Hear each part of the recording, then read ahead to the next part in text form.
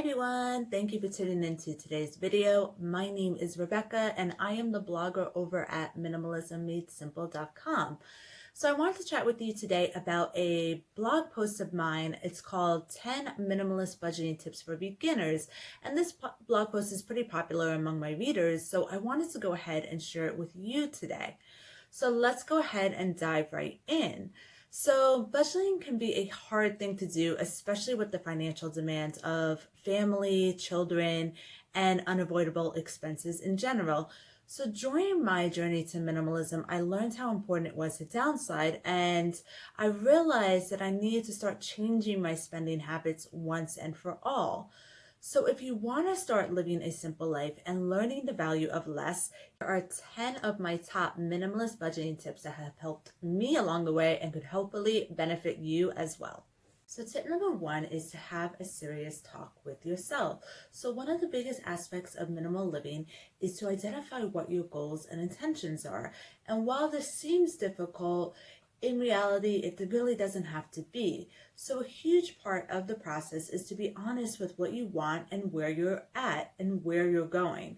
So with having this talk with yourself, you can set boundaries for your financial future and you can learn how to stick with them. Tip number 2 that I have for you today is to try to distance yourself from financial distractions. So financial distractions are everywhere. They're inside our home, on our television, on our computers, and outside on advertisements and billboards as well. So although it may be impossible to completely distance yourself from financial distractions, you have to realize that these forms of marketing are meant to trap people into spending more money than they need to. And this could be a dangerous situation for someone who is trying to live by a budget. My third tip that I have for you today is to put a stop to unnecessary spending. Now, this is absolutely key when it comes to minimalist budgeting, to ensure that unnecessary purchases aren't made. And this could be anything from impulse buys or even overindulgent in spending. And it is critical that the question is asked, do I need this? Now, there are many things that we may think we need that can be considered unnecessary. And these purchases tend to really put a dent into our goals and intentions that we set up for minimalist budgeting. So this could be discouraging when we go on one of these compulsive shopping sprees and could even cause us to slip back into our old ways. So what I want you to do is really, when you go to purchase something, ask yourself, do I really need this? And does this serve me purpose in my life? On to the fourth budgeting tip for today, and that is to focus on owning things. So borrowing leads only to debt, okay? So this terrible cycle is something that keeps us out of the budgeting mindset and really kind of prevents us from budgeting as well. In order to achieve this, it is critical to focus on owning things. So I always like to say the more that is owned, the less that is owed. Now, this may sound simple, but it is kind of hard not to borrow things, and it's kind of a feat to conquer. So I definitely want you to sit down and think about some things that you could focus on owning instead of things that you are borrowing. And maybe if you are borrowing at the moment, just to try to pay off those debts that you owe, and that will get you more in the minimalist budget mindset. Tip number 5 is to limit yourself to only one financial account. So by financial account, I mainly just mean your checking account, and to forget about credit cards and just to kind of stop using credit cards altogether.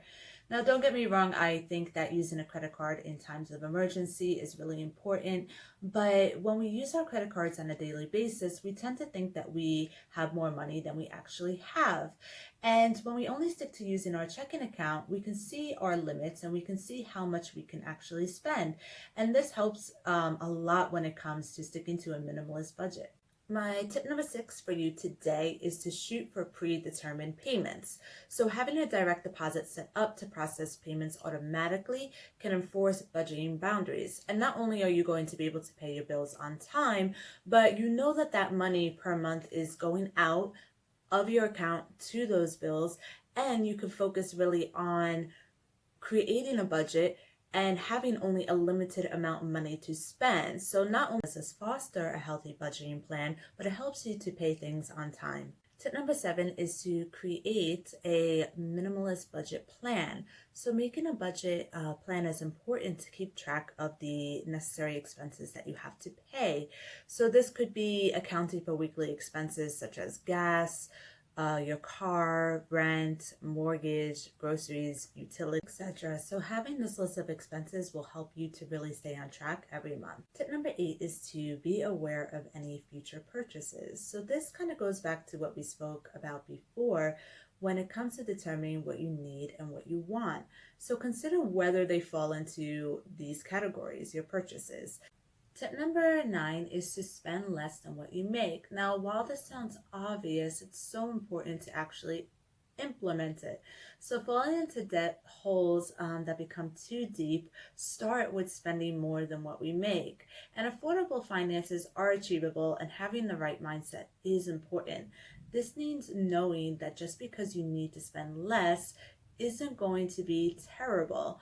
It will be for the greater good of happiness, and it will be for the greater good of your budget as well. And the last tip for today is that less room is needed. So when sticking to a minimalist lifestyle, this often tends to lead to discarding items that we don't necessarily need and creating more space in our life and less for the excessive things that tend to overwhelm it. So when approaching this concept, it especially helps because when we have less room, then we don't need to spend our money on just ridiculous things to fill up those spaces. So this makes the transition into a minimalist lifestyle absolutely easier. And there you have it, my 10 minimalist budgeting tips for you. So if you like this video, definitely hit the subscribe button below and definitely check out my website, as I have some free resources for you to download.